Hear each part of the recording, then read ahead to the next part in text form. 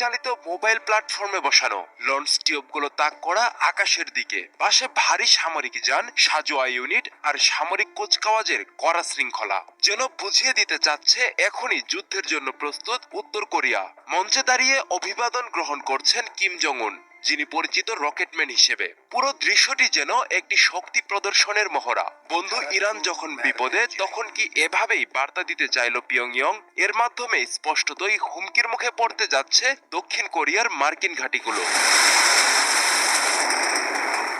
কিমের অস্ত্র ভান্ডারকে সমৃদ্ধ করছে এই 600 millimetre multiple rocket launcher system, যা পারমাণবিক ওভারহেড বহনে সক্ষম। কিম এটিকে কৌশলগত মিশন সম্পন্ন করার উপযোগী বলে বর্ণনা করেছেন। মূলত পারমাণবিক সক্ষমতারই ইঙ্গিত দিয়েছেন তিনি। এই অস্ত্র স্বল্প থেকে মধ্যম পাল্লার নির্ভুল আঘাত হানতে পারে। মোবাইল প্ল্যাটফর্মে স্থাপন হওয়ায় সহজেই স্থান পরিবর্তনযোগ্য।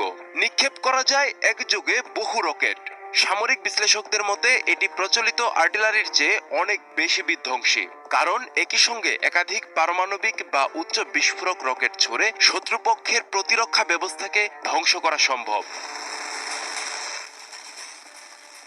নতুন রকেট লঞ্চারগুলোকে প্রতিরক্ষামূলক অস্ত্র বলা হলেও বাস্তবে এগুলো উত্তর কোরিয়ার আক্রমণাত্মক সক্ষমতাকে অনেক গুণ বাড়িয়েছে।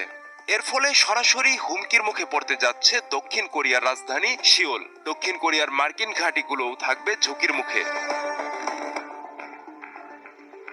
এই বিশাল সামরিক রসদের উন্মোচনে এসেছে ওয়ার্কার্স পার্টির নবম কংগ্রেসের শুরুতে।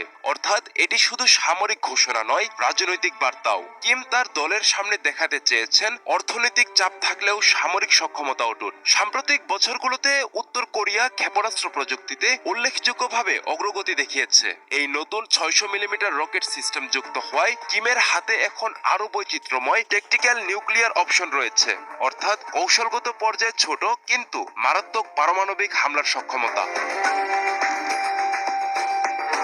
সারিবদ্ধ শত শত রকেট লঞ্চার আর পারমাণবিক সক্ষমতার ঘোষণা দিয়ে কিম জং উন জানান দিলেন, উত্তর কোরিয়া আর কেবল প্রতিরোধে নয়, প্রয়োজনে তাৎক্ষণিক ও বিধ্বংসী জবাব দিতে প্রস্তুত।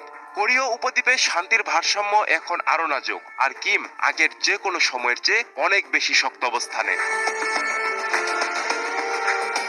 আব্দুল্লাহ আল মারুফ, ৭১।